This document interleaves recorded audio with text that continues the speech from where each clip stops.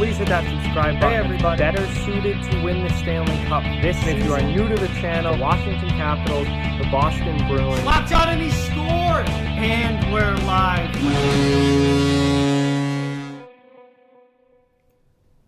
Hey everybody, sup ladies and gents. Today we're going to be talking about 10 NHL players who really need a bounce back season next year, 2020-2021, because for whatever reason, they had really rough years this year. They either had down years offensively, didn't live up to their contracts, couldn't score at the levels that we're accustomed to seeing. These are just guys who had rough years this year, and really need to come back stronger next season and play much better and more towards being the kind of player that we know that they can be. So before we start, I just ask that you please hit that like button and subscribe to the channel if you are new, as both of those things greatly help out a lot and are very much appreciated. But let's get into it here. These aren't in any really particular order. These are just 10 guys that I wanted to talk about.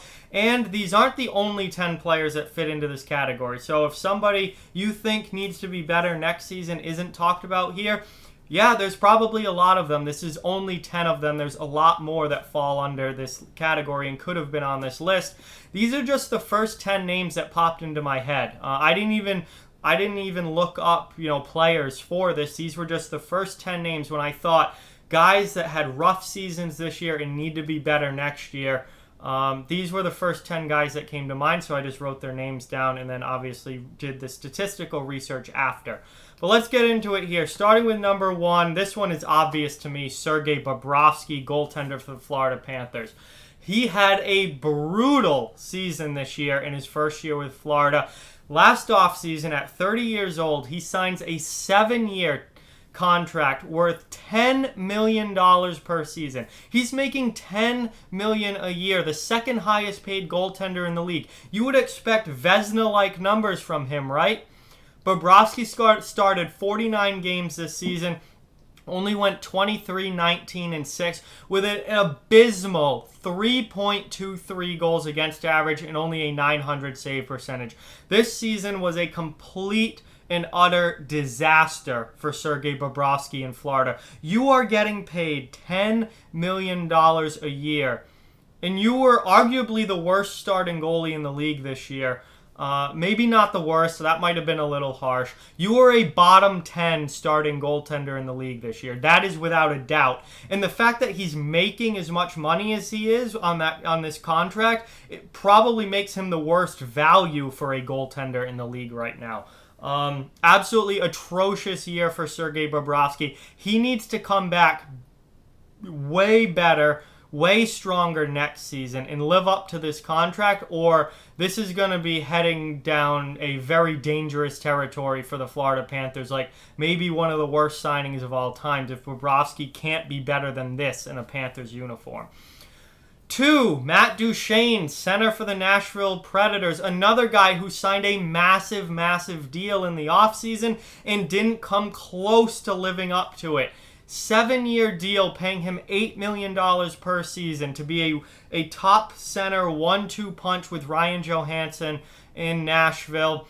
And Duchene only managed to put up 42 points this season. 66 games played, just 13 goals. Only 13 goals for Matt Duchene this year. Noel Acciari had more goals than Matt Duchene this season. 29 assists for 42 points and a -4 rating. Not even close to being worth $8 million a year. That's the kind of season you would expect from a guy making like $5 million a year. Matt Duchene needs to be a lot better for Nashville next season. Nashville needs to be a lot better next season. And we'll see if he's ever able to live up to that big contract.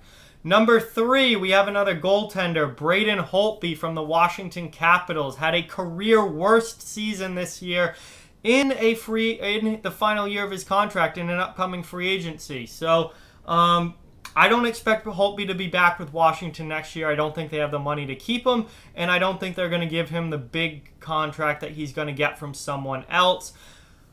Holtby needs to come up and be bigger and better than ever next season, because he is going to get a big deal this offseason. Somebody is going to go out. He's a 30-year-old veteran goalie who's won a Stanley Cup and has been one of the best goalies in the league for the past decade. Somebody's going to go out and give him a big contract like Bobrovsky got last year. The problem is Holtby's coming off the worst season of his career. 47 starts, 25, 14, and 6. Now, the team could still win because they're the Washington Capitals and they're one of the best teams in the league. But Holtby's individual numbers were terrible with a 3.11 goals against average and an .897 save percentage. Career worst for both. Just terrible, terrible year for Holtby. He's going to get a big contract, and if he's ever going to live up to it, he's going to have to play a hell of a lot better than that. So look for Holtby to be a whole lot better next season because he was pretty brutal this year for Washington. Number 4, we have defenseman PK Subban from the New Jersey Devils, who continues to be one of the most overrated players in the NHL, and I've said this over and over and over again. He was awful this season for New Jersey. 68 games played. Get this. 7 goals, 11 assists, 18 points, and a -21.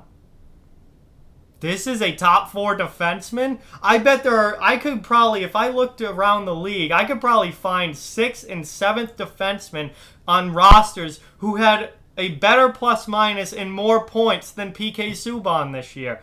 Are you kidding me, PK? You want to be considered a top-tier NHL defenseman? You have 18 points on the season.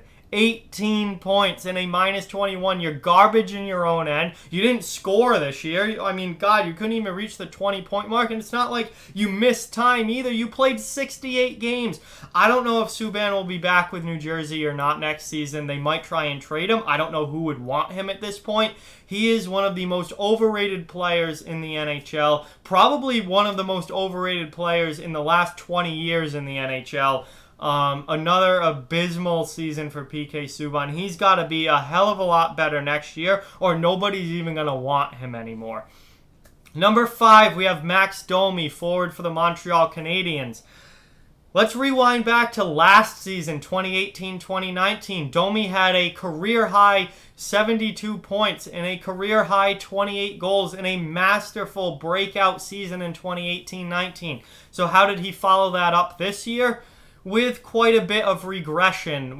Through 71 games played, he has 17 goals, 27 assists for 44 points and a -3 rating. So, no, he wasn't bad. Domi wasn't bad. He still had 17 goals. He still had 44 points, and he's still an important player for the Montreal Canadiens, but he didn't come close to matching what he did the year before with 72 points. So, Domi needs to be better next year. He's an RFA. He's going to probably get a bridge deal this year.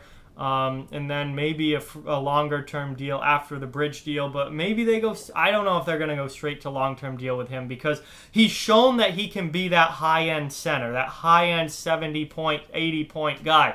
He did it with 72 points. Can he be that consistently, though? Consistency seems to be a big problem for Max Domi. And he's so far in his career has been pretty inconsistent. And he followed that up with 44 points. He needs to get over 50 points next season. He needs to get over 60 points next season. If he can become consistently a 60-point guy, then he'll be a good second liner for a long, long time in the NHL. And I think it's just a matter of time. I like Domi a lot. He's a good player. I like his play style. I like the physicality. And I just want to see him consistently producing offensively before I would ever give him a big long-term contract. That's why I think he gets a bridge deal this summer. Number 6, we have Jeff Skinner, left wing for the Buffalo Sabres. So here's another one, a ridiculous, ridiculous contract. So Jeff Skinner last year in 2018-19 has by far his best season in the NHL, scores 40 goals for the first time in his career. Buffalo goes out and gives him a massive 8-year, $9 million per season contract in the offseason. This is full-on Buffalo being Buffalo here. $9 million for Jeff Skinner per season. How does he follow up his 40-goal year? Well, in 59 games this season, he had 14 goals, 9 assists, and 23 points. 23 points for $9 million a year. I'm sorry I'm laughing in your faces, Sabres fans, but holy shit! Noel Acciari had more points than Jeff Skinner this season. Are you kidding me? You can get guys for less than under $2 million per season who can give you 23 points. Oh my God, this is one of the worst contracts I've ever seen in my life. Skinner has one huge year. You give him this massive deal and he shits all over the floor the next season. Are you kidding me? Oh my God. 14 goals. $9 million a year for 14 goals. Pretty sure there are guys on third and fourth lines making between $2 and $3 million who have had 14 goal seasons. 23 points. Oh my God. All right, we're moving on. We're moving on here. $9 million a year for Jeff Skinner. Oh my God, Buffalo, you're such a joke. Number 7, Martin Jones. Goaltender, San Jose Sharks. Atrocious season this year for Martin Jones. Absolutely abysmal. There's been lots of questions about Jones. Just, how good is he really? He's never really pushed himself up to be that high-end elite starting goaltender. He's just always kind of been a good starting goalie. The team in front of him obviously was significantly worse this year than they have been in years past, and that certainly didn't help Jones, but Jones did not help himself either. 40 games started, 17, 21, and 2 record, under 500 this season, a 3.00 goals against average, so that's not good. Giving up 3 goals a game is not good in the modern NHL. And an .896 save percentage under 900, also very, very not good in the modern NHL. Martin Jones, if he's going to continue to be the San Jose Sharks starting goaltender, he needs to be a hell of a lot better next season. And if he wants to be a starting goaltender anywhere in the NHL, he's going to have a bounce back year next year, or he's going to get relegated to veteran backup. Because if he does this again, gives up 3 goals a game and stops less than 90% of his shots against, you're going to see Martin Jones be a backup goaltender like that. Because he certainly didn't do himself any favors with his perception around the league this year. And he's always kind of been looked at as one of those guys who can be good if the team in front of him's good, but isn't that good himself. And if the team in front of him isn't good, he's not going to help you be any better. So that's kind of how I feel about Martin Jones, and I think a lot of people feel that way about him. Number 8, we have Phil Kessel, right wing from the Arizona Coyotes. So Arizona goes out and trades for Phil Kessel from Pittsburgh, and are hoping that Kessel can be a real high-powered offensive producer for them, because Arizona is a team that doesn't, have a lot of high-flying offense. They're a much more defensive-minded team. And Kessel was coming off spectacular back-to-back seasons in Pittsburgh. He scored 82 points in 2018-19. In 2017-18, he had 92 points with Pittsburgh. And you knew that he wasn't going to put up the numbers like that he was in Pittsburgh in Arizona, just because the team as a whole isn't as offensive as Pittsburgh is and doesn't put up the goals that Pittsburgh does. However, Kessel really had a shit year, a really bad year with Arizona this year. 70 games played, only 14 goals, 24 assists for 38 points and a -21 rating. Are you kidding me? This guy was brought in probably to be your top goal scorer, and he only scores 14 goals this year? Come on, Kessel. You got to be a hell of a lot better than that, and Arizona needs him to be a hell of a lot better than that. Arizona wasn't making the playoffs this year. If we end up getting playoffs, Arizona's not making the playoffs when the league does come back. Phil Kessel had a bad year. He had a bad year in his first year in Arizona. He has got to be a whole lot better, or Arizona's going to be looking to move on from him rather quickly. 38 points and 14 goals is not going to cut it when you were brought in to be the top offensive guy for that team. Number 9, we have Cam Atkinson, right wing from the Columbus Blue Jackets. So another guy, if we rewind back to 2018-19, he had a career best season, scoring 41 goals and 69 points with the Columbus Blue Jackets last year. This season, however, not nearly that level of production, and obviously Panarin being gone plays a huge role in that. Duchene being gone plays a huge role in that. But Atkinson, who is limited to only 44 games this year with injuries, only scored 12 goals, 14 assists for 26 points and a +2 rating. So significant reduction in production from Cam Atkinson this year, both in the goal scoring department with only 12 and the point department with only 26. So obviously injuries did play a role in that. Columbus losing offensive players did play a role in that, but Atkinson's got to be better than that. You cannot go from 41 goals down to 12 and think that that's acceptable. It's just not. You have to be better than that. And Atkinson needs to bounce back next year. I'm not saying he needs to score 40 goals again, because without Panarin, without Duchene, he probably isn't. He needs to be a 25 goal scorer, though. He's got to have 25 goals on the year.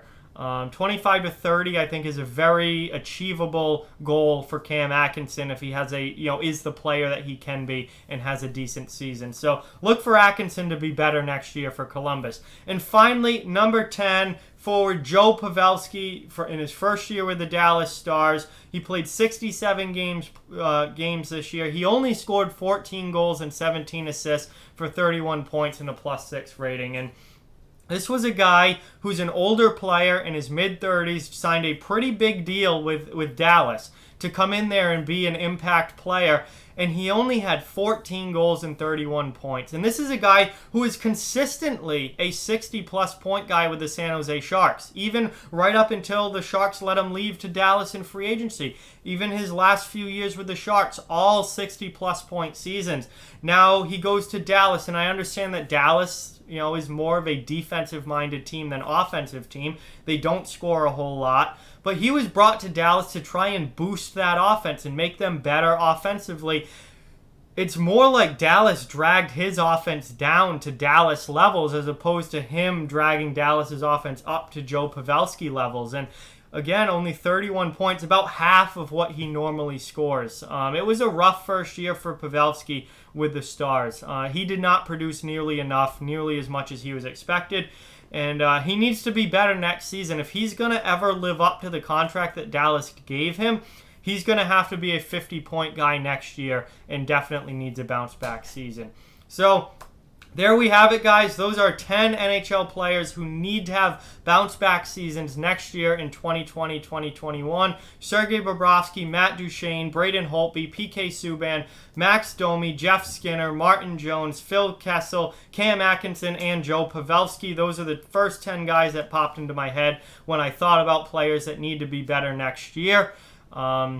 So there you have it. That's it for this video. So like, comment, share, subscribe, follow on social media. All those links are down in the description below. If you'd like to further support the channel, the links to our Patreon and merchandise store down in the description as well. Keep spreading the word about this channel. Let's keep this thing growing. Thank you very much for watching. Hope you enjoyed the video, and I'll talk to you guys soon.